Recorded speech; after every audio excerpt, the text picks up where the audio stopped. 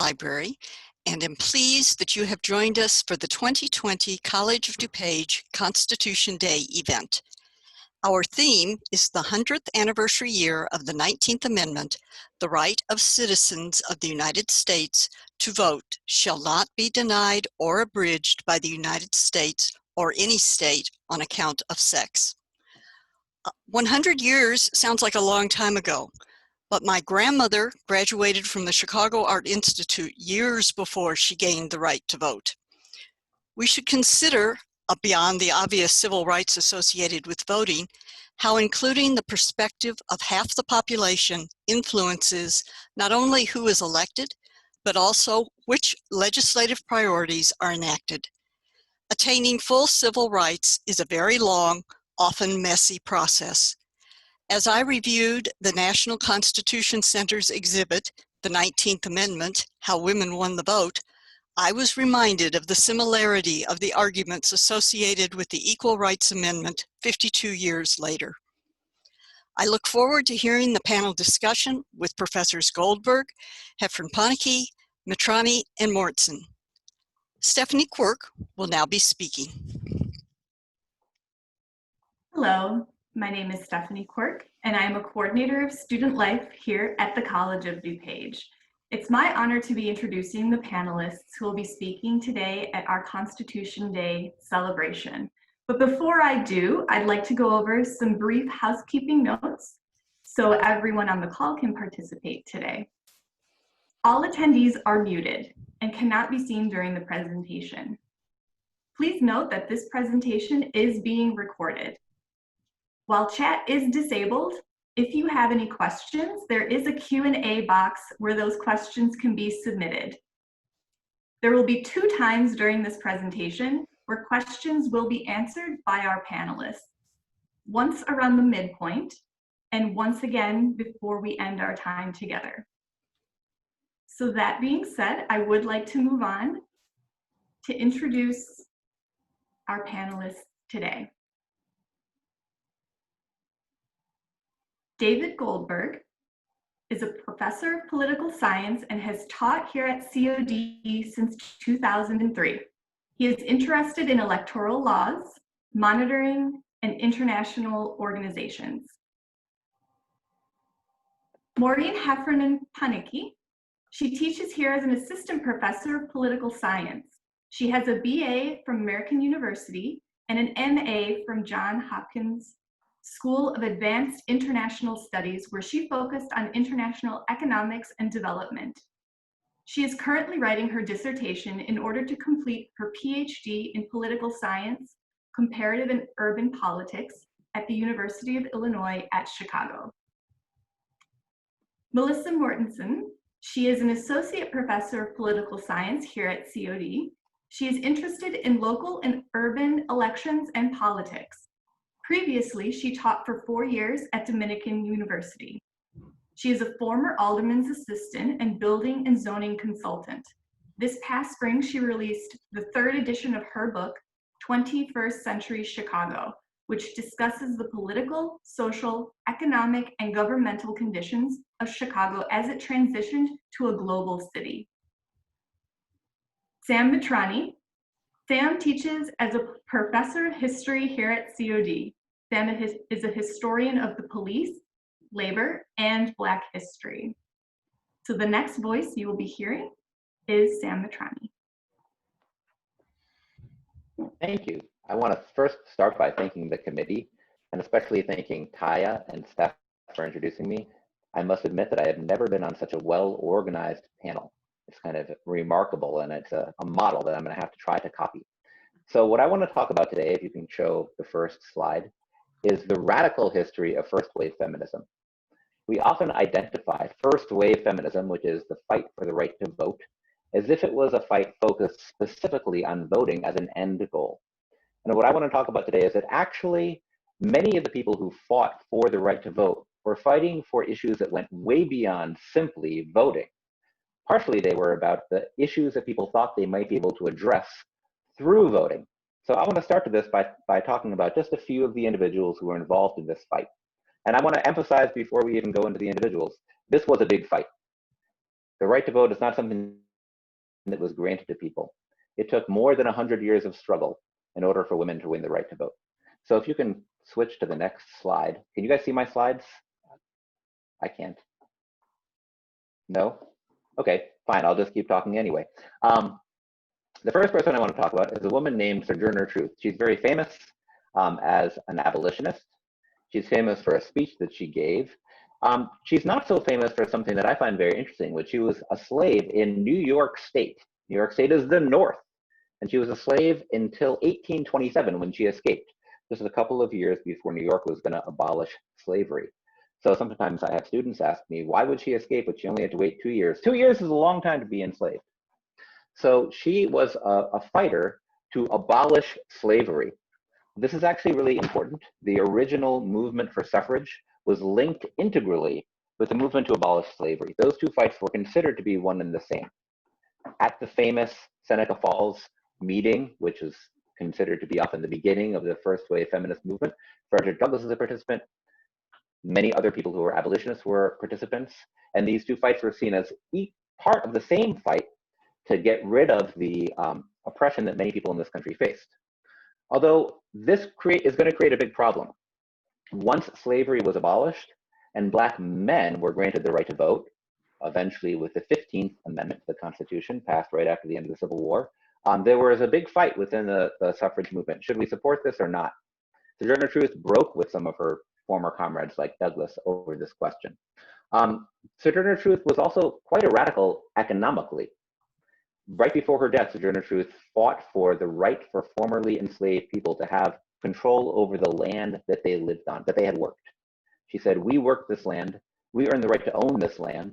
The people who own it, and were the original ones to steal it from the Indians, in fact have no right to it. It's by the sweat of one's brow that one earns the right to property. Much more radical than simply fighting for the right to vote. She's also famous for her speech where she says, ain't I a woman? And that's kind of like what everybody remembers. But the point of the speech I think is more interesting. I'm going to read a quick passage from it. She says, that man over there says that women need to be helped into carriages and lifted over ditches and to have the best places everywhere. Nobody ever helps me into carriages or over mud puddles or gives me any best place. And ain't I a woman? Look at me, look at my arm. I have plowed and planted and gathered into barns and no man could heed me. And ain't I a woman? I could work as much and eat as much as a man when I could get it and bear the lash as well. Her point here is that the entire conception of a separate sphere for women, of the weakness of women as a defense for women's denial of the right to vote, is bullshit. What she's arguing here is that womanhood is as much about the ability to work, includes the ability to be a strong human being, includes the ability to run away and escape from slavery and other forms of oppression, as much as manhood does. So from the very beginning here, we have people fighting for the right to vote who understood it as a way to fight for land, as a way to fight against slavery and other forms of oppression, and as a way to insist on their full personhood. Okay, can you go to the next slide? The next person I want to talk about is a woman who is famous as much for her husband as for her own activity, which is kind of ironic, even though we're talking about women's suffrage and first wave feminism. But I think Lucy Parsons is a very relevant person to talk about right now. Lucy Parsons was born in Texas. There's a whole debate about her heritage, which I don't want to get into. She was certainly of some kind of mixed heritage, maybe Mexican and Black, who knows. She married a white man named Albert Parsons during Reconstruction, and they had to flee the South. They came to Chicago, where her husband, Albert Parsons, got involved with anarchists. These anarchists were the main enemies of the Chicago police at this time. After the Haymarket affair, when someone threw a bomb in the middle of police during a giant strike for the 8-hour day, 7 cops were killed. No one knows who threw the bomb. It was not her husband, who was in the middle on a speaker's stand and maybe had left right before the bomb was thrown. Her husband was hung and killed. This is what made her famous. So she's famous in part, sorry, I knocked out my headphone. She's famous in part for who her husband was, her husband being killed for what he said, advocating that working class people needed to fight back violently against the police. She then called for the rest of her life for a society in which there would be no police, no armed force, which would be able to impose its will upon the population, no armed force which would be able especially to attack Black people, working class people, and women. So this is actually interesting. It's very relevant to today. She was also a fighter for women's suffrage, but she thought that suffrage could be used as a tool to help people organize themselves. She actually had no illusions in the idea that ordinary people would be able to free themselves from oppression by voting in a different government. She thought that the Constitution itself actually needed to be overthrown, ironic on Constitution Day, because the Constitution enshrines the right to property.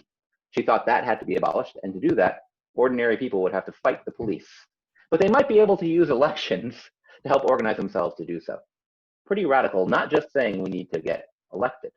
Can you move to the next slide? So we haven't done all of that yet. I want to talk about Clara Lemlich for a minute. She's an interesting person. She's also a labor radical. Clara Lemlich was a worker in garment factories.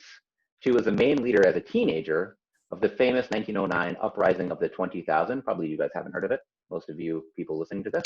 But she then became a fighter for suffrage as a way for working class women to insist on their rights as workers. So I'm going to read her quote quickly.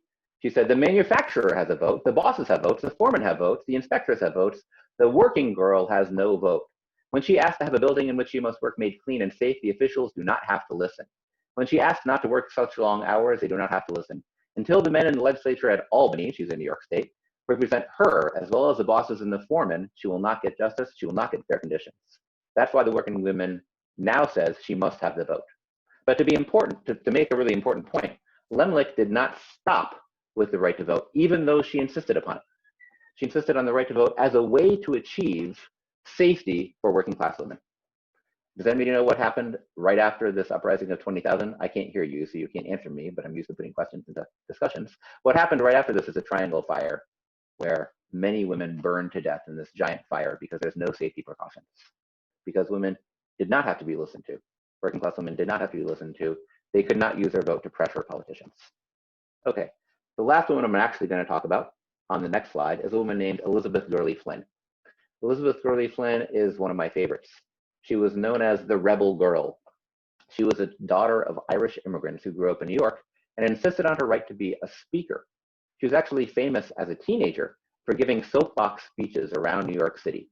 She would go and stand on her soapbox and she would demand the right for women to vote. She was linked to this uprising of the 20,000 later on.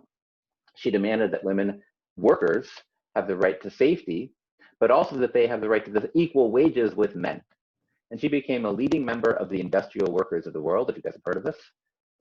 The person who I've already talked about, who is at their founder, is a woman named Lucy Parsons. This is a continuation of that radical trend started way back in the 19th century by people like Sojourner Truth and Lucy Parsons, and continued by Lemlich and Flynn. What she said was basically that working class people would have to take over the country. Now, Elizabeth Gurley Flynn did two things that's interesting. She insisted that women get the right to vote, and she actually later said, but there's nobody to vote for, so don't bother. I think this is actually quite ironic, but I think it kind of sums up something interesting about the whole fight for suffrage in a system that many people thought was kind of set against them. She also fought and used her fights and her reputation as a suffrage leader to also fight for birth control, for childcare provided by the state, and to found the ACLU, among many other things, to fight for people's right to free speech, to raise these issues. So to sum up, the fight for women's suffrage, if you didn't know this, maybe many of you did, was not simply a fight for the right to vote. It was a way for women who were active to insist on their rights to a decent life, to address the problems that they had, to be heard by the society, and to be recognized as full human beings, at least for many activists. And I think that's part of the tradition of the fight for women's suffrage that we need to grab hold of and maintain today. Thank you. The next person who will speak will be Maureen, an illustrious political scientist at College of DuPage. I'm skipping that slide because I ran out of time. Yes, thank you, Sam. It is an honor to follow the historian because I will start with a plug about how critical history is to understanding the political world. So I am going to look a little bit at the messier side to this, and we can only learn from history if we examine the good and the bad without whitewashing history, and that's how we go forward and improve. Democracy, self-governance, and our Constitution is in constant movement. As Billie Jean King recently said in commemorating the 19th Amendment, when, quote, when we talk about the history of the vote, we need to say the truth, which is that white women got the vote end quote. Now, that's not completely true, but it was especially true for women in the South. Therefore, let's start with a look at the messiness of the movement and the messiness of the implementation and the realization of these rights. You can go to the next slide. So, movement. First, we must remember that the suffrage movement was taking place in a profoundly sexist American culture and a profoundly racist culture and society. There was a rigidity of thought about gender identity. In fact, there was an increasing hardening of gender roles that there hadn't even been in the past. It was deep and broad. Most people at the time felt women's rights were laughable. Secondly, all social movements are coalitions of groups and individuals. They are not a unified group with a single message.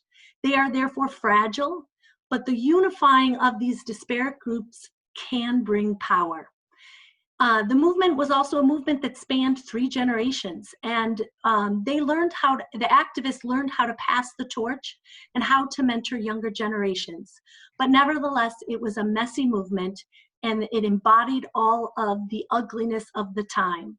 To begin, there was competition between those fighting for the right to vote for Blacks, which would eventually become the 15th Amendment, and those fighting for the right to vote for women, which was the 19th Amendment. These interests aligned, and in fact, much of the suffrage movement started as an anti-slavery movement, as Professor Matrani mentioned. Nevertheless, the competition between these 2 goals, the right to vote for Blacks and the right to vote for women, was palpable. On the one hand, the suffrage movement and the abolitionist movement, they worked together, even though the abolitionist movement was male-dominated. Yet, if a Black woman went to a female suffrage meeting, she was told to leave race out of it. And if she then went to an abolitionist movement, she was told that there was no place for women's issues. Therefore, it was Black women who most experienced this ugliness. Denying Black men the right to vote was seen by the larger society as far more egregious than denying women the right to vote, because the concept of citizenship was tied up with this idea of maleness, where one takes up arms and votes. So even some white women pushed Black women out of the suffrage organizations and asked them to walk at the back of marches. Ida B. Wells famously refused to be relegated by suffrage leader Alice Paul to the back of the march, and she stayed up front. Black women, when forced out of these white women's organizations, went on to form suffrage clubs of their own that in many cases contributed mightily to the cause. Ida B. Wells and Mary Church Terrell formed the National Association of Colored Women's Clubs in 1896 to unite these various clubs that had been formed because of being cast out by white women's suffrage organizations.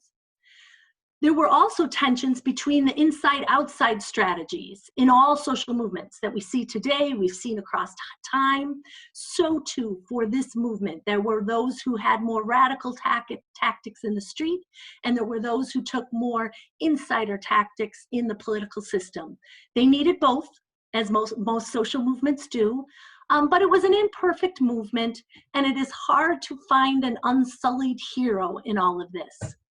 So then let's turn to what happens then after. They enact the 19th Amendment, 1920, and what was the reality? Well, as I mentioned, we know that the 19th Amendment did not bring the right to vote for all women. For starters, there were certain groups that were excluded because of other laws that had denied them citizenship. So, for example, the Chinese Exclusion Act, which was very representative of the significant anti-Chinese racism in the country at the time, meant that Chinese did not gain the right to vote until 1943. Likewise, Native Americans did not win the right to vote until 1924, again via citizenship, and in some states that wasn't until much later. Utah denied Native Americans the right to vote until 1957. And then comes one of the biggest stains in American history, the era of Jim Crow. Since states are primarily responsible for carrying out elections, so let's say that again, states are primarily responsible for carrying out elections. They thus have broad freedom to impose restrictions. Therefore, they can use local laws to limit one's access to the polls by establishing poll taxes, literacy tests, which were explicitly created to deny women and men of color the right to vote. As we all know, nowhere in the Constitution does it say you must be wealthy to vote, or you must be able to read in order to vote. And yet states denied women and men of color the right to vote for decades. That is in addition to outright violence, lynchings, and intimidation. It was the Voting Rights Act of 1965 that in many ways was the real vehicle of suffrage in the US, directing the Attorney General to assure that all Blacks were given the right to vote. The Voting Rights Act resulted in a huge jump in the percentage of Blacks registered to vote. It went from roughly 23% prior to the act to 61% by 1969. So I just want to talk about this state control for a second. Just like in the period after passage of the 19th Amendment, when significant energy was dedicated to curtailing people's voting rights, so too today have there been efforts to deny people the right to vote. And that happens at the state level. What you should be thinking right now is, wow, folks went to a lot of trouble to prevent people from voting. You should then also be saying to yourself, wow, voting is power and it matters. In other words, the Southern whites knew that if every Black man and woman voted, then policies in life would change. I will say that again. Policies in life would change. Voting has the power to change lives. So one lesson that can be drawn from this is the importance of state-level activism. 10 states had already legalized women's voting by 1917. So most famously, Wyoming gave women the right to vote in 1869. So if you want to get something done, try starting at the state level. The arena that blocked women's realization of those rights after the amendment was passed was at the state level. The Constitution does not guarantee the right to vote to anyone. Via the amendments, it tells us who can't be denied the right to vote. This is in many ways because voting is not regarded as truly fundamental and a central concept of citizenship. It is for that reason that states are free to kind of infringe upon voting rights as they see fit. Federalism federalism can both protect and undermine universal protection of voting rights. And there are many ways to reduce state power, such as what Illinois did by making Election Day a national holiday. You can allow for same-day voter legislation. So are there ways at the national level to kind of protect voting rights, but the state has an awful lot of power. To sum it up, you can go to the next slide. Our Constitution is what we call a parchment barrier, which means it simply is a piece of paper. Laws do not protect us, but rather, as the Irish politician John Philpott Curran once said, quote, eternal vigilance is the price of liberty, end quote. Our Constitution is only as good as the people who work tirelessly to learn, like all of you as students, to stay engaged, to stand up for yourself, to stand up for your brother or sister, when those laws are abused and when new laws are needed. I often think that we need a deeper appreciation for what we call this thing called democracy.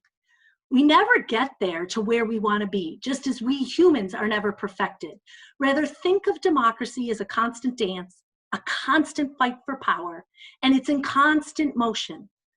And your rights are not determined solely by that parchment barrier, but rather by those courageous enough to enter the fray, and to stay out is to cede your power.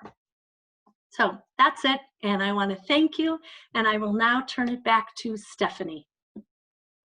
Thank you very much.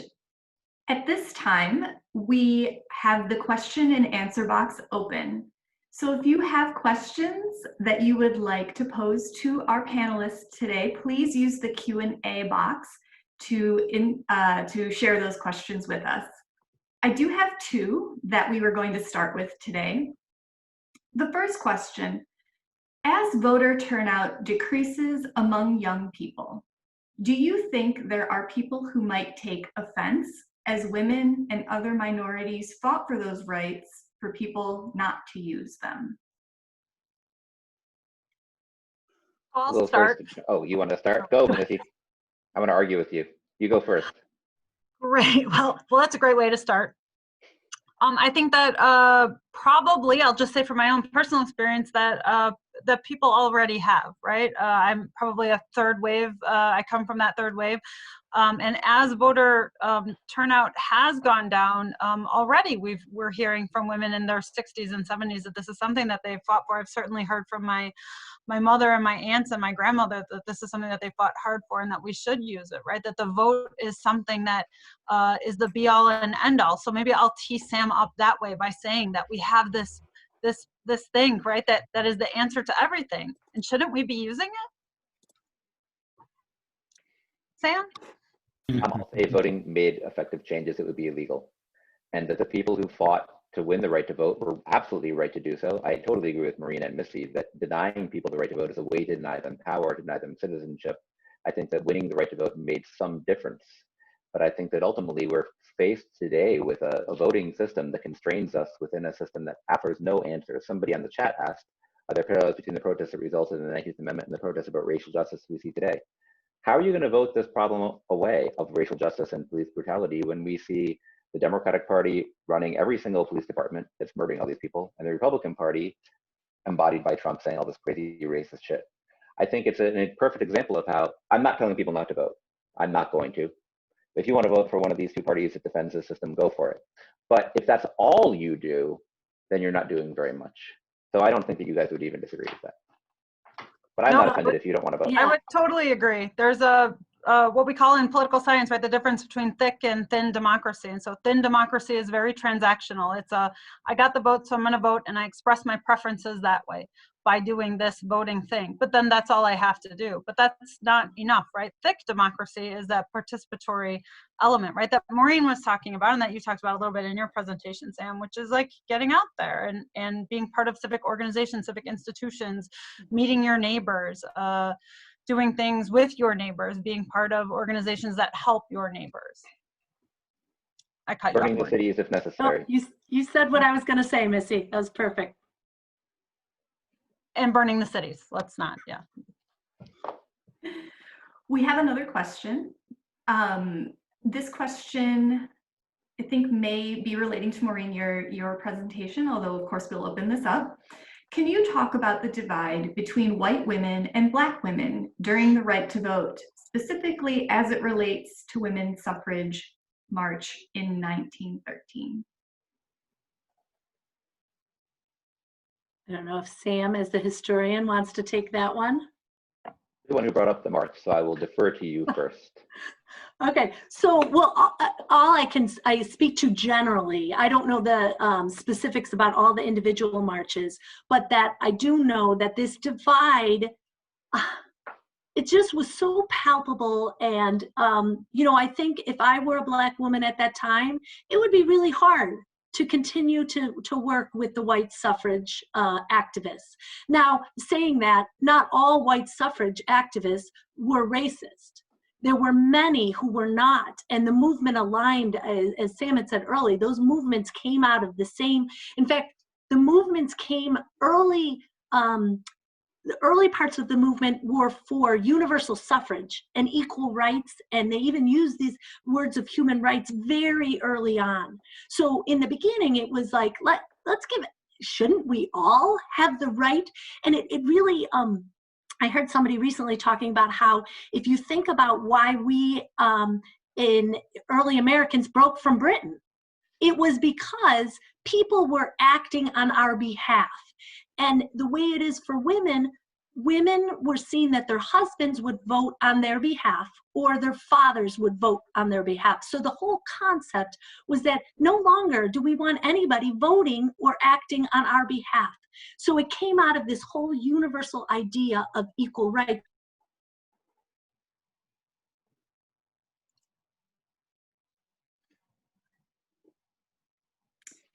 Oh, unfortunately, we may have lost Maureen. I'm going to critique the question for a second, if it's okay.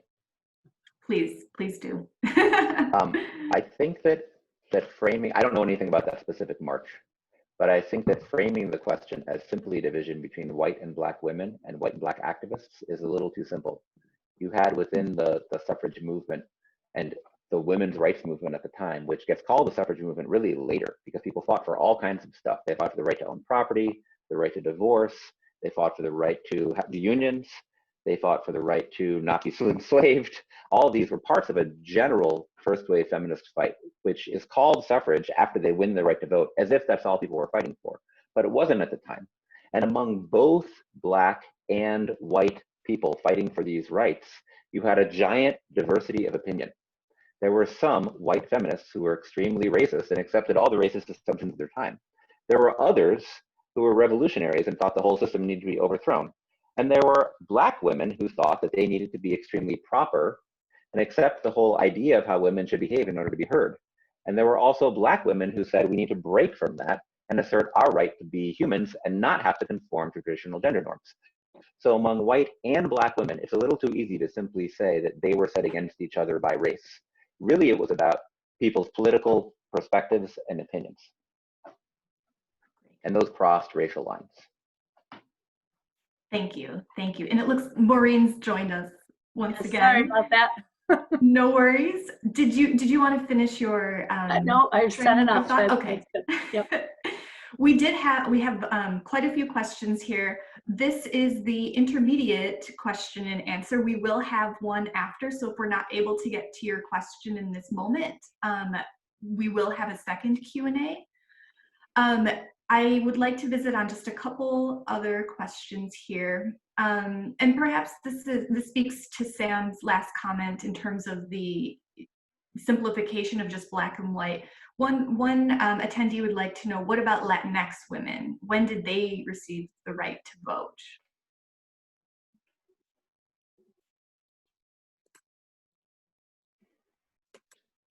I'm happy to answer this again, but I think David probably knows more about it than me. I assume that it comes after the 19th Amendment, but then the other restrictions that are in place that Maureen spent a lot of time going through around things like poll taxes and literacy requirements that were implemented at the county level and at the state level for race, but also for economic reasons, as has been stated, would be my response is that the general class is covered by the 19th Amendment, but then there were obviously a lot of set-asides and groups that were picked out, but I'd have to think more specifically about by city and by county and by state, those areas that had a higher percentage might have had different laws because that's the way that it worked for race and for economics. So I would assume that it'd be pretty similar there. There's one other big aspect to it, which of course is where do you live? So women who live in Puerto Rico are still not enfranchised in many ways, right? And that's a big chunk of Latinx women. Puerto Rican women who move to New York City can vote in New York City elections. But on top of that, you need to establish residency. In my household, I live with two Chicanas who were migrant farm workers and couldn't vote because they didn't establish long enough residency because they moved with the crops. Born in the US citizens, legally given the right to vote, but couldn't go to school or vote because they lived in different parts of California and Texas at different moments. So it's a very complicated question. Yeah. Latinx is a new category. Yeah, thank you. I'm going to invite you to continue to put your questions in the chat. We're going to move on to the second set of presentations. So the next voice that you are going to hear will be Missy. Hi, everybody. So the gist of my presentation is to discuss really what happened afterwards. I kind of have this feeling like, yes, we got the vote and the vote is important, but it's really a symbolic measure. That doesn't mean very much if we don't use it. There's two ways to sort of look at what using means. Using it in actually voting, and then using it in actually voting for people that represent women's interests. So I'm going to dazzle you with some statistics first, so I can prove how scientific actually political science really is, and then tell you who cares about statistics. So if we can move to the next slide, please. So for 100 years, women have been able to vote. And so the way that we talk about representation in political science as we categorize it, right? We say there's descriptive representation. Somebody represents me because they look like me. So that person's a woman, she must represent me because she looks like me, right? Or substantive representation. That person represents me because substantively they believe the same things that I believe in Congress, women are still only less than 24% of Congress. So descriptively, Congress does not represent America, right? Because America is about, a little bit over 50%. My representative is a man, though, but I think that he represents me substantively. When I look at his platform, he almost perfectly represents the things that I think and believe in. So we have to, as we're going through these statistics, I want us to kind of think about those things. Anyway, this is 359 women throughout history to about 12,000 men. That's not really good, right? If we think about the numbers comparatively. More Democrats than are Republicans, but still about a third are Republicans, so it wouldn't be fair to just say that all women are Democrats because of whatever reason. Today there's more women in the Congress than at any time in history, so yay. But this is less, the percentage-wise, it's less than the percentage of women in the US population, so boo. And it's less than any other developed country on the face of the planet, so double boo. As David will talk about later, there are some countries that even have quotas that ensure 50% representation. So that would ensure some descriptive sort of representation. So percentage-wise, we're really far behind when it comes to women representing us. So we haven't really, in this way, I mean, just looking at it numbers-wise, we haven't really used the vote all too well. If we can move to the next slide. Historically, we actually had a woman in the House of Representatives before the 19th Amendment was ratified, which is kind of cool if you think about it. But remember what Maureen said about the state stuff, right? That the states had actually passed laws before the federal government did. So we had our first House of Representative member from Montana. Weird things happen in Montana. Before the 19th Amendment was even ratified. Chairing committees came in the 1930s, but they were very minor. It was like the post office committee or like chairing parties and things like that. We didn't have a chair of the Rules Committee until 2009. And if you remember the video on the bill on Capitol Hill, the Rules Committee is the most powerful committee in the entire Congress. And so a woman didn't have control of that until 2009. I think that speaks volumes. In the Senate, there was a woman senator in 1922. So that's pretty good as well, but still the numbers are less than 10 until about 2000. And today we still only have about 25%. So historically, small numbers throughout the 1900s, and then we start to see it ramp up through the 2000s. So again, not really using the votes to then transition to representation. If we can move to the next slide. Today, here's what we have, right? 101 women, again, a historic number. So if we want to look at the good stuff, what everyone wants us to look on the bright side of shit. So here, great, yay. We have a lot of women in Congress. California has seen the most historically, great. In 2016, New Hampshire had all women representatives. It's 2, but come on, progress, not perfection, right? Illinois has 4. In the Senate, we have 26 women. In 2016, New Hampshire also had both women. So in 2016, New Hampshire had an all-female delegation. That's pretty cool if you think about it. It was the only state that had an all-female delegation ever. I think in 2018, one lost their seat, so they don't have an all-female delegation either. New Hampshire also had the first female governor, so something's going on in New Hampshire. I don't know. Illinois had the first female Black senator in 1992. So again, some numbers and some statistics. What should jump out at you are a couple of things. First is that the numbers are very low, and second, that these are mostly white women, right, that are accomplishing these goals, and where they are being accomplished. It's Illinois, it's the Northeast, and a little bit the Pacific Northwest. So it's not even all over the United States. It's not even representation. I want to drill down a little bit more locally. So if we could move to the next slide. In Illinois, we also had a historic year. where we have more women serving in the General Assembly as of the last election than we ever had before. Thank you, Mike Madigan, for drawing Republican-proof and male-proof districts. So 44 women in the House and 18 in the Senate. So not too bad. We actually rank 11th in the nation for female representation.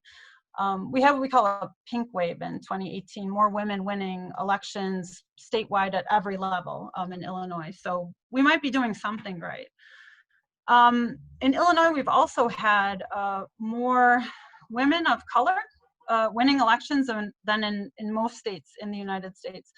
We had the first Latina lieutenant governor, Evelyn Sanguinetti. We had the first, I believe the first Black lieutenant governor we have right now. Right now at the city level, all 3 of those seats are held by women of color. We have the first Black mayor. So we're doing, right, in Illinois, something's in the water, I'm not sure. Chicago City Council, 12 of 50 aldermen are women. In DuPage County, 7 of our 18 board members, and in Cook County, 5 of the 17 commissioners. Again, not perfectly representative of what's going on. So what does this all mean? It's more than just voting, right? Voting's a great thing. I'm glad that we can vote, and as the question said before, you know, women fought so hard to get the right to vote, and we're not really using it. Will people be disappointed in us for not really using it? Maybe, I don't know. But we need to do more beyond, right? We need to do more for substantive representation and not just descriptive representation. What is a woman's issue, right? What is a woman's issue? Again, as Sam said, I'm used to throwing out questions, but if there was a woman's issue, right, then in 1920, when women got the right to vote, all women would just march to the poll, right? We'd all vote for each other, and we'd run the government, wouldn't we? With our paper of women's issue, and we would solve everything. The problem is that, like when we talk about Black representation or Latinx representation, there isn't just one set of issues. There isn't just one platform, right? There are a lot of cross-cutting cleavages. And then when we drill down to state issues, county issues, city issues, right? There's a lot of different issues. So it's problematic. Also amongst women, and what David will talk about a little bit, running for office can be very difficult. So in the couple minutes I have left, I just want to talk about Jane Byrne and Lori Lightfoot for a second. 2 women, if we can go to the next slide, who were female mayors of the city of Chicago, who ran insane campaigns and never should have been mayors of Chicago, never should have been in the national spotlight the way that they were. And sort of kind of, maybe are the exceptions that prove the rule or exceptions to the rule. This is my excuse to talk about local politics, by the way.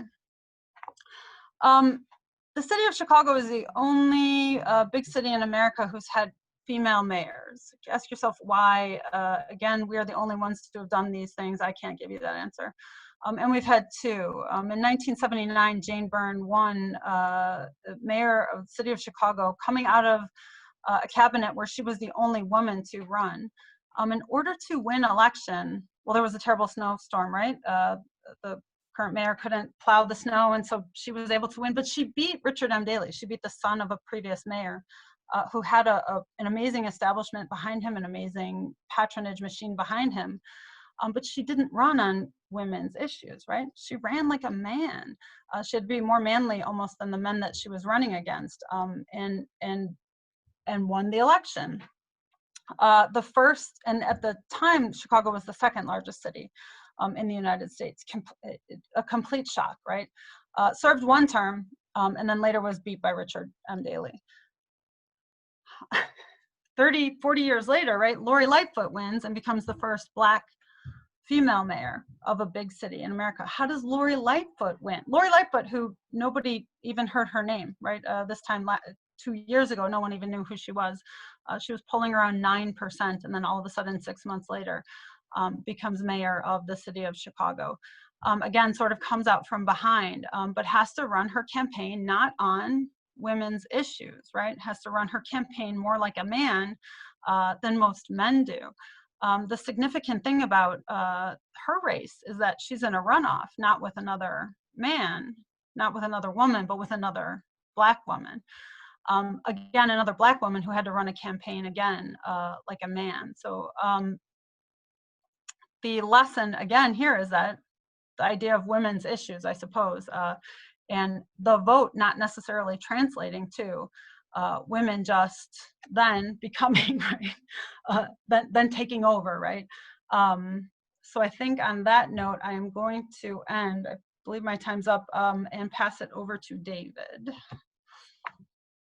Thank you very much, Missy. So I want to share my screen. I don't have slides. I have some websites that I would like to share if I could do that. But first I want to just comment on sort of like the role of elections and how that works, because that's been a kind of a reoccurring theme here. I think the mechanism of elections are very important, and we shouldn't disparage the mechanism because the outcomes may not reflect what people want. And so I think there's this sense that, you know, Sam said that if elections mattered, they would be illegal. I feel like we ought to avoid cliches like that. I would say if elections don't matter, and in fairness, we've had this as an ongoing conversation. I would say most people would think that the outcome of the 2016 presidential election and the congressional races actually do have an impact on a lot of people's day-to-day lives. And we could talk about 1968 and 1932 and 1860 and a whole bunch of other elections that matter. That doesn't mean that there's a sort of hardening of the arteries of the two-party system, right? That doesn't excuse that. But I think we should be realistic about what we expect from elections, right? So I'm sort of ambivalent, torn about this, because it's like, on the one hand, I think in general we overprivilege elections, and I'm not thinking so much about state and local or nationally, but in terms of the world stage, that a country has elections. They may even qualify as something like free and fair. And then the international community is like, okay, check that box, we're done. It's good here, right? They're ready to go. They're stable, everything's fine. And clearly that's not the case. So elections are, I think, not central to democracy at one level. And I'm going to show you why I mean that in a second here when I look at women's representation on the world stage. So I think that elections are a necessary but not a sufficient condition, right? We have to have elections in order to have democracy, but elections do not democracy make, as a whole bunch of cases illustrate. But I don't think that disparaging the institutions of elections and arguably representative democracy because the outcomes don't necessarily reflect one's preferences is being very rigorous. So with that note, I'm going to turn to Juan Perón. Can I share here? Thank you much.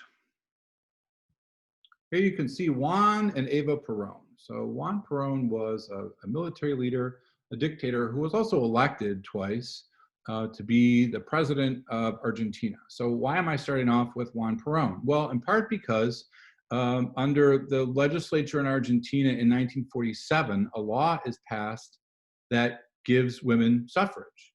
Now, this is all a very this is an attempt by Perón to create a women's Peronist political movement that his wife, Eva, would lead, right? So this was very much about strengthening his political hand. But it works, right? And so in 1951, when there's another election, Perón wins and gets an overwhelming majority of the women's vote. Now, we don't necessarily disparage the fact that women had the right to vote and chose to elect for the dictator, right? That's not the point. The point here is, if we jump over here, you can see that Argentina ranks 19th in terms of representation on the world stage. So there's definitely a relationship between when women get the right to vote in national legislatures and then how that fits in terms of representation. It's also not an accident that Argentina was among the first countries, not so much in Latin America as a whole, but in South America, to have a woman elected president, and Chile as well. There were other countries in Central America that had done it earlier, but these are strong leaders. And I think that that's important when women get the right to vote, the right to own property, when these movements that the other colleagues have been talking about are put into motion, that has to be seen as sort of spokes on a wheel, right? That you cannot pull one and understand the issue around abolition or the issue around economic issues, property ownership, running for office. All these things are sort of spokes on a wheel. And I think that you see that here because the legacy of strong women's representation in Argentina has long outlasted Perón, right? Ironically, his second wife, who would be president in 1974, was among the first women to be considered president in Latin America. And she died, and there was a nasty coup. So we don't want to focus on that so much, right? But the point is, we cannot just disparage the mechanism of elections or celebrate it excessively without understanding the context, right? So this website that I'm sharing with you here is from a Swiss non-governmental organization called the Interparliamentary Union. And they do really good stuff around not just women's representation, but that's something that they collect data on. So this begs the question, why is it the case that some of these countries have such high women's representation, right, in terms of the lower and the upper seats as a percentage? So you can see extremely high. Now, just to give you kind of a comparative context, and I apologize for the scrolling down here, where the United States is, and this might be slightly a year or two older than the data that Missy was using, but that this is, the United States, according to this, is 86th in terms of representation. Now, again, I want to just restate, that doesn't mean with Cuba as second, and we see other countries here that we would say have problematic human rights records or are authoritarian in nature. But that's not really what we're looking at here. We're looking at the mechanism in which the percentage of women that are elected. So the question is, why is it the case that a lot of these countries have such high women's representation? And in order to answer that question, there's another mechanism that's used in a lot of different countries that is something that people are generally not aware of, and that's called a quota system. Now, understandably, in the United States, politically, because of court cases and political culture, people sort of bristle at the notion of quotas. So it's worth noting that there are several different kinds of quotas. I hope you can see that here. I know that it's, excuse me, that the font, it would be small-ish, but the idea that there are several different kinds of quotas.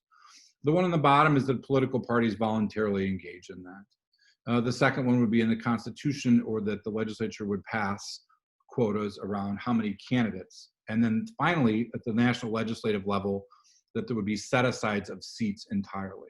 So a lot of the countries that are at the top of that list are countries that women got the right to vote and to participate politically at an earlier period of time, and that became socialized as a norm, right? So that it was not without context, without a kind of a fertile soil in which political institutions and civil society could emerge. And I think that's really worth noting. When we look at here, you can see, again, I know that it's small, I apologize for that, but that if you look at by regions, it's not surprising that Northern European countries, Nordic countries, and the Americas lead regionally in terms of women's representation. Those are countries that have some variety of quotas along the way. Now, there are different ways to use those quotas, and for many countries, they sunset out after a certain threshold has been met or a period of time has put into place. So quotas should be viewed as a mechanism to increase and enhance women's representation, but they need not be permanent, because as is the case, oftentimes, once there's a significant number that's elected, then the mechanisms, the institutional constraints are there to continue that, right, to sort of pushing forward. Which sort of takes me back to this, one of the things that Missy was alluding to about obstacles, right? The obstacles to running. And I wanted to mention, because I think that that's in these countries, as well as when we think about at the state and local level in the United States and in other levels, that there are a lot of obstacles to women historically for running for office.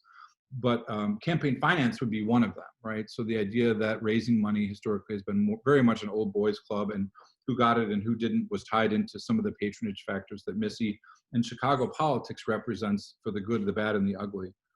So the idea that something like quotas sort of jumps over that, because if parties are required by law or voluntarily to engage in a behavior that encourages women's representation, it kind of flattens, in a sense, the significance of campaign finance, not across the board, but in a limited sense. So I think that, again, this is something that I wanted to look at because it puts our own experience in comparative perspective, and you can see how other countries fit into this in comparison to the United States. There's also, as I said, I think politically kind of a visceral response against quotas. And I think that it's just something that should be considered as a concept. It doesn't necessarily mean adopting it, but we should think about why is it that these countries, Nordic countries and Latin American countries, that have a much higher percentage of women in the legislature and that once that's created, it's solidified, and then you can do away with those quotas or reduce them or soften them or relax, is something that would be worth considering. Because if you look at the historical piece of this, the unfolding over time, yeah, the numbers are a lot better than they were before, but in perspective, they're still remarkably low. As Missy pointed out, like, women are a majority in the country. And so the idea that we're talking about 37% or something, it doesn't necessarily have to be 50%, and that's the issue about representation for sure. But I think the idea that it's at some states that it's so low, West Virginia was 14%, is unacceptable, and we should be thinking about other ways to address that. So I'm out of time. Thank you very much for the opportunity to participate in this conversation. Stephanie, thank you. Yes, thank you very much. We do have a number of questions here, diverse questions. I'm going to be grouping a few of these so we can get through them. In regards to Missy, there were a few questions. There were a few questions for you. One is a question about what you mean when you say run a campaign like a man. What does that mean in comparison to women? Yeah, I think, yeah, so that's a very good question. So what do I mean, run like a man? What does it mean to run like a man? So there's an adage that when you're like the first to do something, you have to do it like everybody else. So when you're the first woman to do something, you have to act sort of like a man. When you're the first Black person to do something, you have to act like a white person.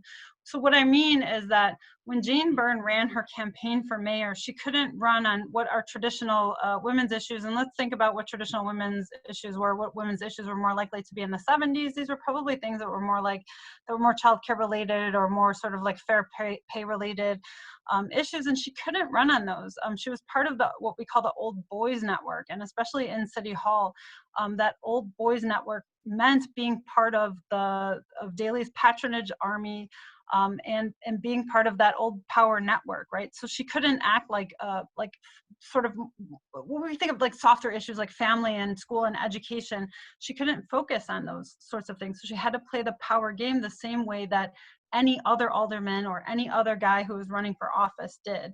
And so that's what I mean, is that she had to run her campaign that way. And so I think that Lori Lightfoot had to do the same sort of thing, right? And even though she had cute and clever commercials on TV where her daughter was like dancing in the background to show this sort of softer side of her, she couldn't sort of come out full force and be like, run sort of a campaign on women's issues. She had to run a campaign based on really, and to be fair, city politics is more managerial, right? And so maybe that the hard cutting issues that we would see at the federal level are not the same. But it couldn't be, right? She couldn't be like, I'm a female mayor, and so now I'm going to do these sorts of things. She wouldn't have had an advantage. Does that help? Thank you.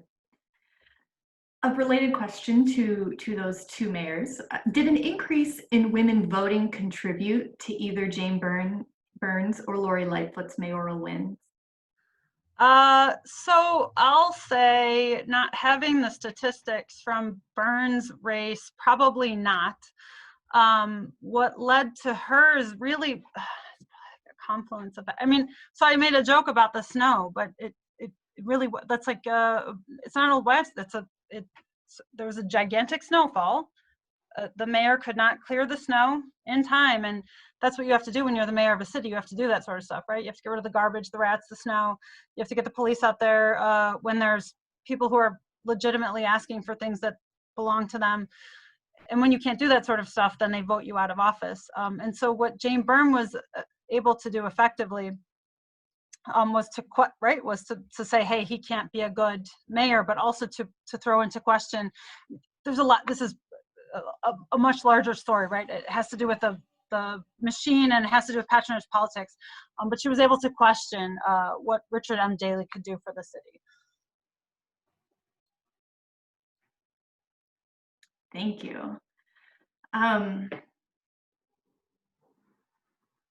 There are a few questions here that may be reaching back to the first presentations as well, since now we are opening this up. One two questions related to voting access and voting rights. So denial of voting rights to people based on who they are, women, African Americans, Native Americans, etc., is unquestionably immoral. But what about laws limiting voting to convicted felons in particular, felons who are truly deserving of their conviction and not victims of racially, ethnically, gender-biased laws? What are your thoughts on that? Well, I'll just take a quick thing at that and then pass it. But the way the question is framed, it's saying whether somebody is, really a felon or not a felon. And I think the question is even, is it right to deny somebody if they have served their time and they are done? They have served their time, whether they committed the crime, they didn't commit the crime. Either way, once they've committed their crime, they've served their time, they're out living their lives. Is it right to deny them the right to vote?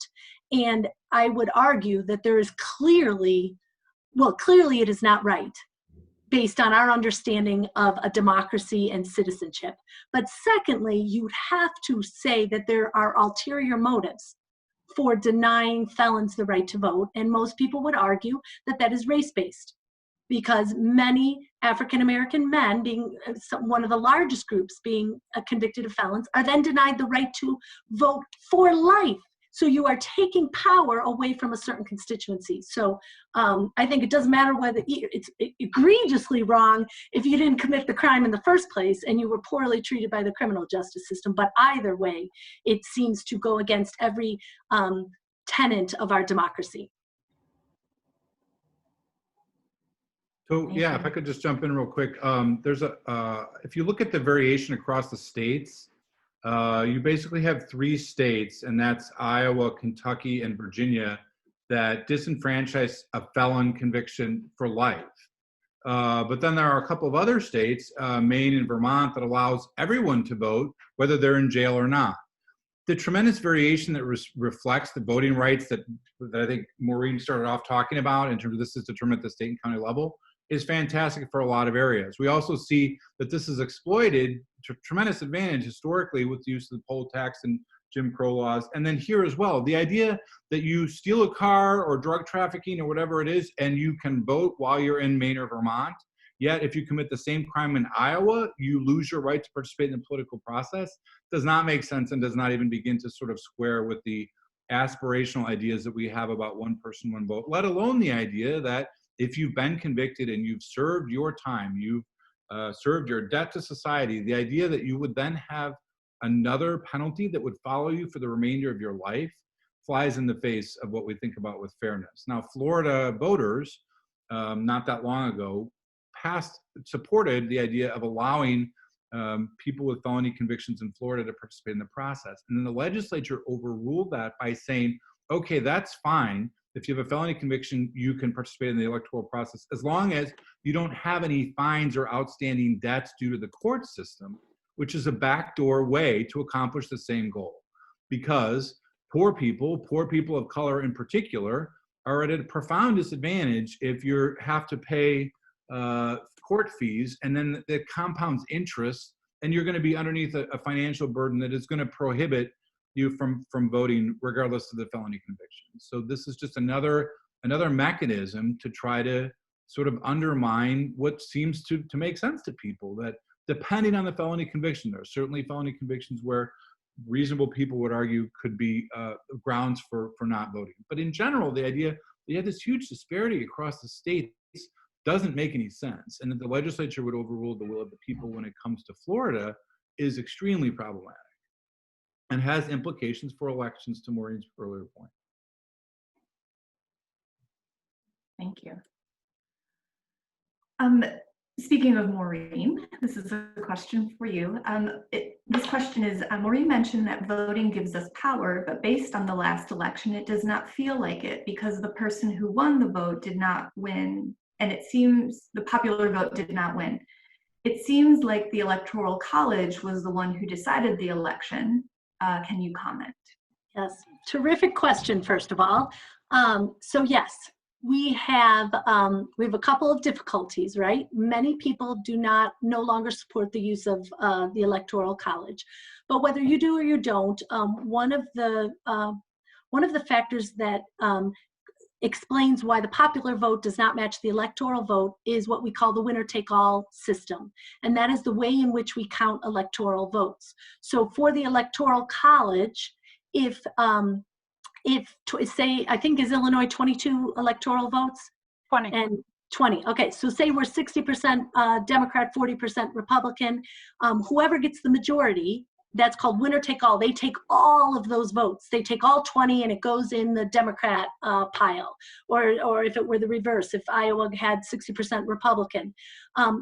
One of the concerns with this way of counting votes is it leaves, let's say, that 40% of the population not feeling as if they have any representation. So you might argue that it's not fair representation because I'm not getting any voice at whether it's presidential or congressional representation. So states like Nebraska and Maine have used state laws because it's so hard to change things at the national level.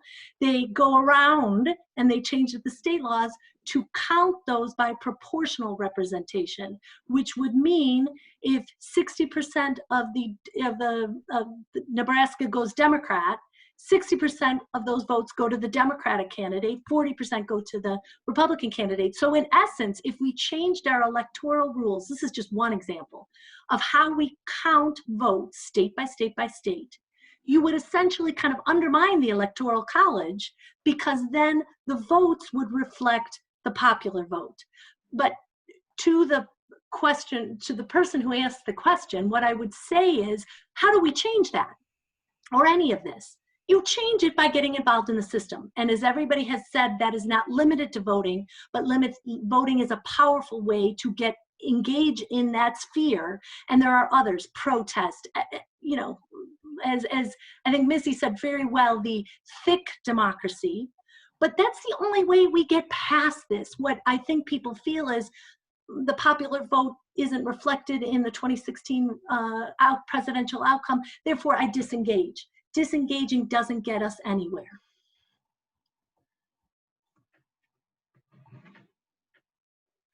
It's why the Constitution, I would argue, is fundamentally obsolete. I think that the majority of people in this country are essentially disenfranchised in the upcoming election.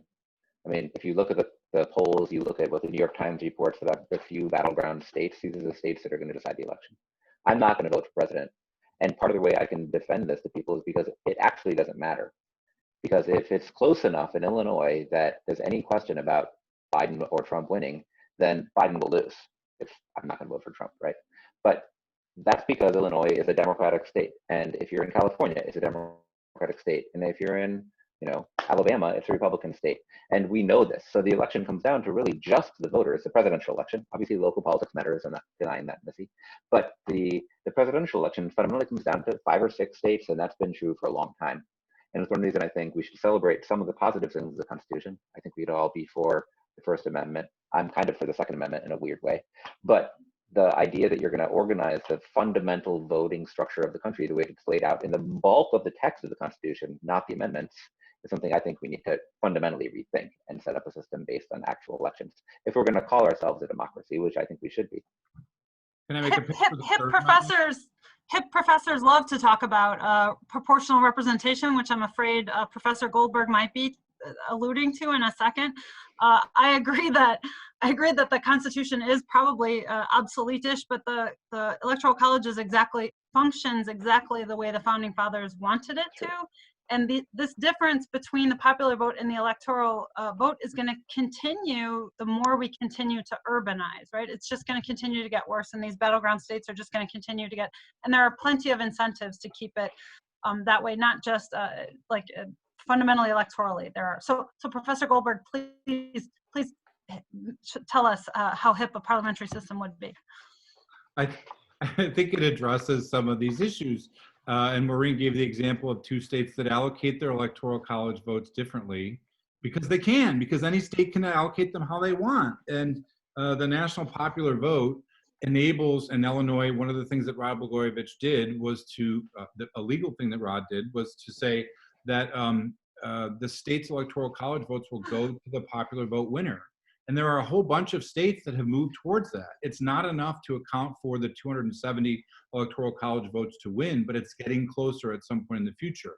So I feel like just to say everybody's disenfranchised kind of misrepresents the fact that this is an institution that is a profoundly undemocratic institution. I mean, I don't think there's any real argument about that. There's lots of good arguments why it should be changed. Amending the Constitution to do so is the longest way to do that. But the idea that there are other electoral institutions that would better serve majority runoff is used by a whole bunch of countries, and you would eliminate a lot of the things that we find sort of distasteful about our politics. The infinite amount of money that's involved, the primary season, the campaign season that seems to go on forever.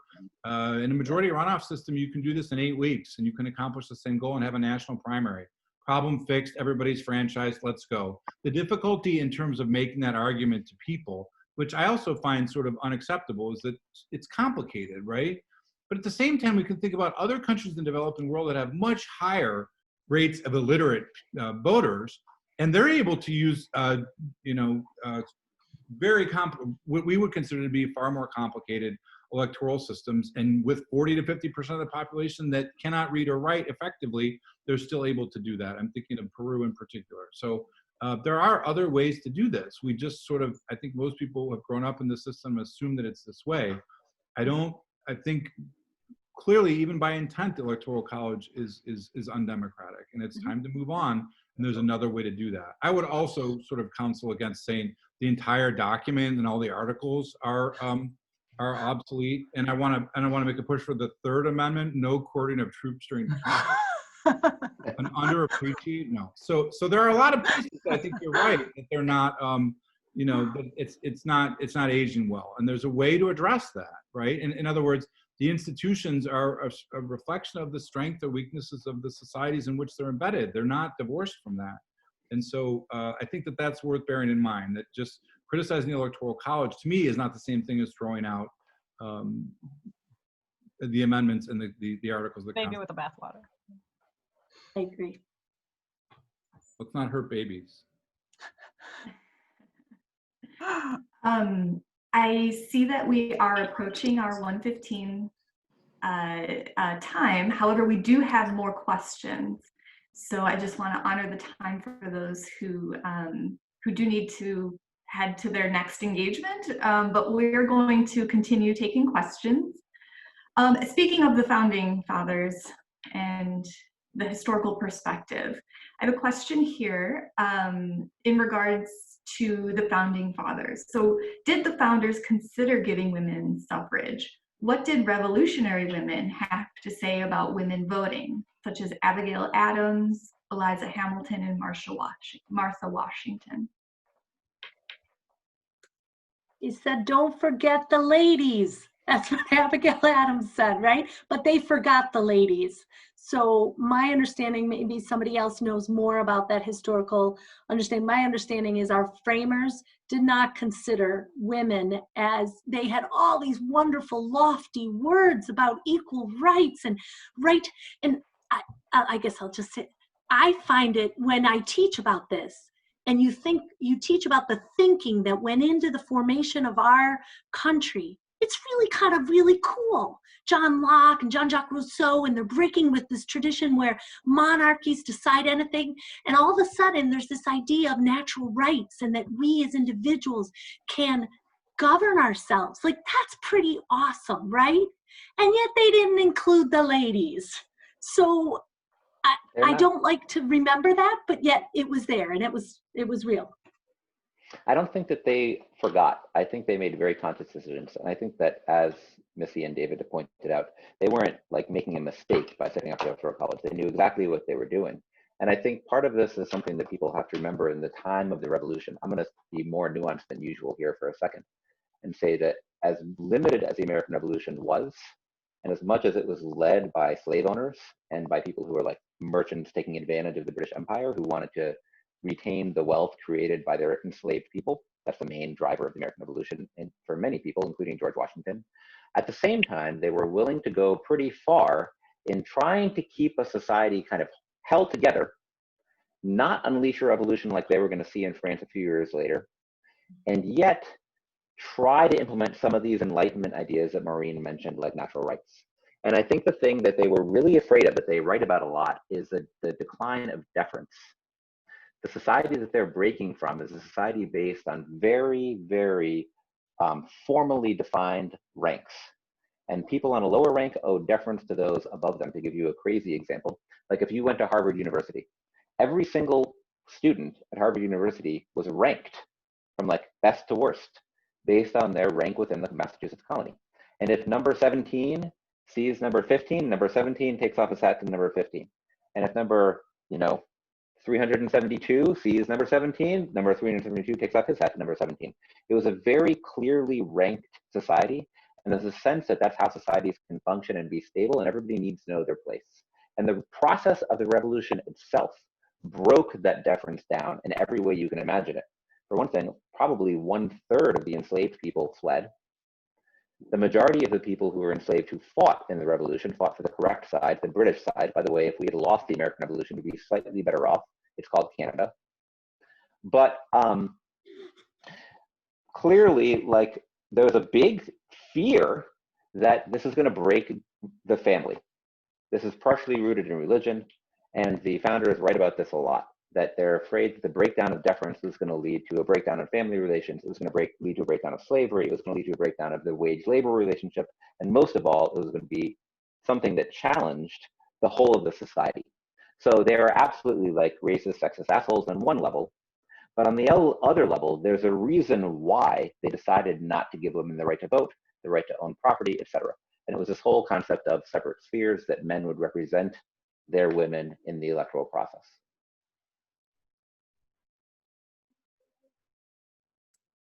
Thank you for that, Sam. I have a question here that may come with Professor Goldberg with the international perspective that you were giving in your presentation. So this question says, can you comment on Alexis de Tocqueville's observation, the French diplomat, that American women were freer, had more rights in the United States than anywhere else in the world, and how that relates to how we should judge the pace of progress of women's suffrage?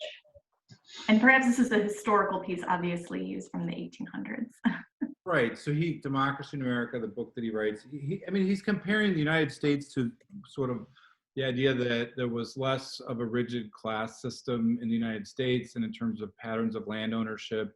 I think that's generally what he's referring to. So in that sense, there's greater opportunity for upward social mobility in the abstract, right? The institutions that we've been talking about that were constraints or that sought to erase that, notwithstanding. I mean, that's really what he's talking about, is that there's more of this opportunity because you don't have to worry about the firstborn son who's going to get all the land or the other patterns that were there. That at least in principle, the idea that women could own property and could own businesses and could eventually run for office in a way that, again, in the abstract, made a lot more sense, seemed a lot more feasible in the first couple decades of the 19th century than it did in Europe, and looking at those countries. The Committee of Public Safety and the French Revolution notwithstanding. It's also a really fucking low bar. That would be my short answer. The most democratic country in 1836 is not saying much. Where women have the most opportunities, you're talking about a world that's still ruled by kings most of the place. And just to add, this is a common thing in discussions in American democracy. Just because we may be better than somewhere else, does that mean that we're good? And since, I use the, why would we ever stop improving?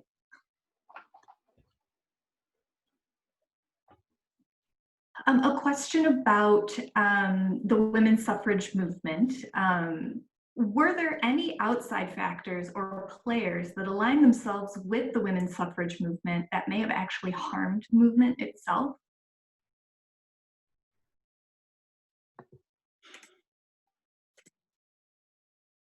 There are people who would argue that the alignment of socialists, communists, proto-communists, wobblies, people who are considered radicals with the women's suffrage movement made it less legitimate. And some of the leaders of the suffrage movement themselves did their best to distance themselves from these radicals. I personally think that those radicals are the people who gave the movement its juice. But certainly there were people at the time who wanted to be very respectable and who thought that women could win the right to vote actually by making a racist argument. How can you let all these dirty immigrants vote and not let us educated white women vote? And they wanted to be as far away as they could from those kind of radical people who said women should get the right to vote because we can get the right to better wages and solve the problem of childcare and make birth control legal.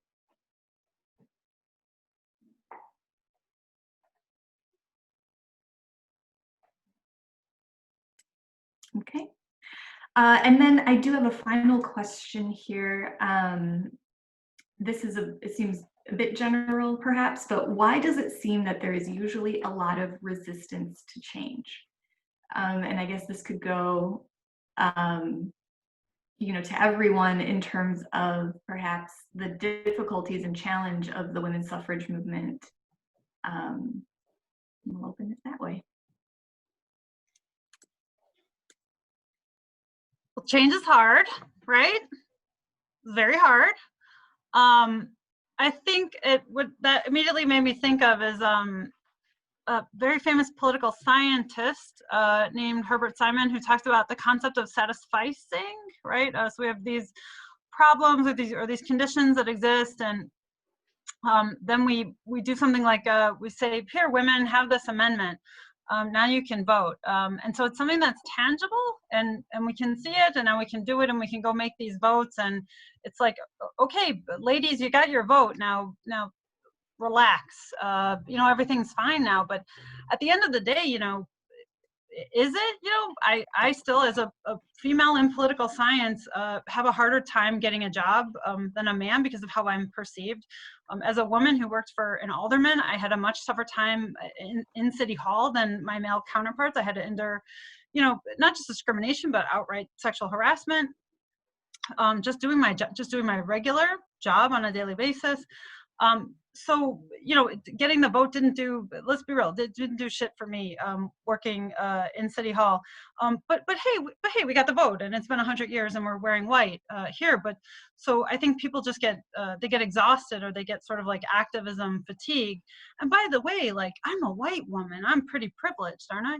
I'm sitting here working at this fine institution with a PhD, and even though I'm, you know, a single mom with no childcare in the middle of a pandemic, I'm still pretty privileged. So if I'm gonna fight for women's rights, people are gonna be like, there's cops shooting Black people. So there's a lot of noise, right, going on as well. And so I think that is part of it as well. And so how am I, with my nice salary and my government job in my attic, gonna sit here and be like, I need my rights when there's so much other stuff going on?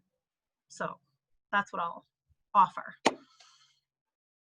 I think people in positions of power are what wish to retain those positions, and so they're going to oppose even moderate reforms in many cases if they see it as a threat to their interests. Then on the other end, there's a lot of stuff that's written about it. Another Herbert Marcuse is a guy that said that they didn't anticipate the ability of this system to basically accommodate people's needs overall, that would make some of the class issues less immediately salient in 20th century American politics.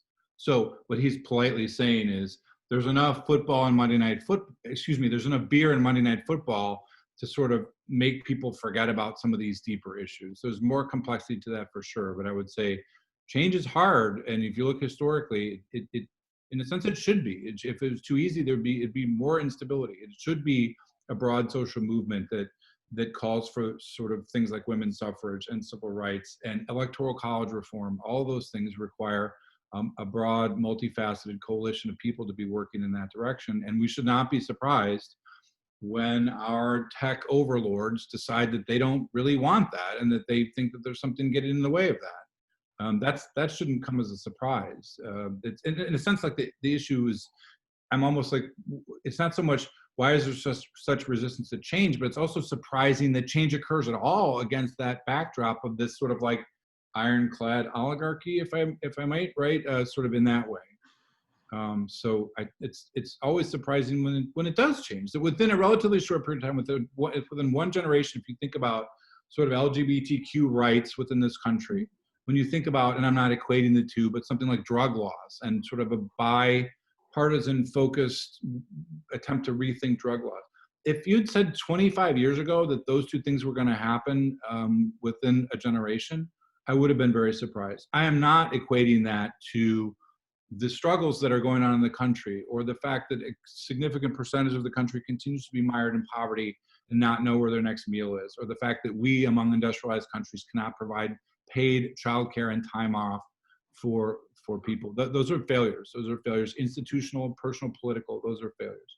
But I would also say that something like the Supreme Court upholding a marriage and overturning some silliness that was the equivalent of Jim Crow laws took relatively quickly.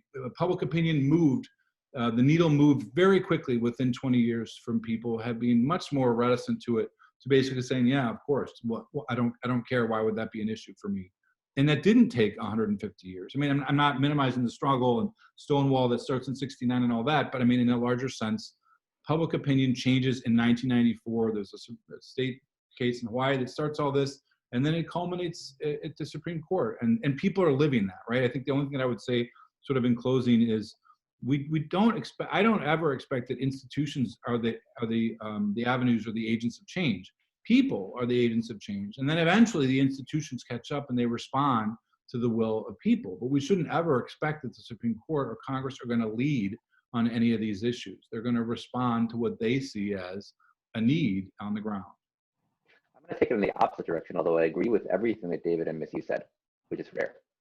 I think that actually, to quote Octavia Butler, like, change is God. Change is inevitable. Change is constantly happening. But the nature of the universe is to move from like a low entropy state to a high entropy state, and that's going to happen no matter what we do. So in 100 years, people will live very differently than they live now, whether the US exists or not. I kind of hope not, honestly, but okay. What it's going to look like is kind of up to us. And I think that's really important for students to understand. If you're like a young person watching this, something is going to change. Some things are going to change for the better, some for the worse, okay. But how they change is kind of up to us. It's not inevitable, it's not written in stone. And I think the story of the fight for women's suffrage, what I take from it, what I think is the most important, is that for a long time, people fought, people organized, people pushed, and they did change some really important things. Like, I'm the one in this room who's not going to vote for president, but I do think that winning the right to vote was a really big deal. Winning the right to own property was a big deal. Winning the right to divorce was a big deal, right? All these victories were won because people did something. So there's resistance to change, of course, and people who benefit from the status quo, but change will happen. And the question is, what direction do you want it to go? And what are you going to do to push it that way? Yeah, I would just echo just a few of what they said, but one, what Professor Goldberg was saying is that the US system was made not to change quickly. It was consciously made that way because James Madison feared factions and really didn't want any one group to get their way. So that can be very hard for us if we are forced to compromise. One group is not meant to get their way. That is how the US political system was designed. It is why compromise is necessary, is why compromise cannot be a dirty word. We are meant to figure out ways to get along. So that's one. Two, echoing what they said in terms of institutions, there's a saying that institutions are like dried cement. Institutions means both the Constitution, but it can also be our culture. Culture doesn't change quickly, and yet it does change, but they change slowly. So to the person who asked the question, change happens, but it does happen slowly. But third, I will end on, it happens just as everybody had said because people choose to engage. And there's a way I like to think about it is that we have ancient liberties and we have modern liberties. There's an old philosopher who talked about these ancient and these modern liberties. Most of us just want to live our life. Modern liberties. Marry who you want to marry, love who you want to love, work where you want to work, listen to the music you want to. You just want to live your life, right? Those are your modern liberties. The problem is if you forsake your ancient liberties, which is your right to engage in the political process, which the political process is merely just engaging in our community, to say, this is the way I think we should share things. This is what I think we should do about this. If you fail to engage in the ancient liberties, you forsake your modern liberties. So I think change doesn't happen when we forget about our ancient liberties. But if we would engage, then we could push those slow-moving institutions just a tad bit faster. Thank you. Thank you all so much.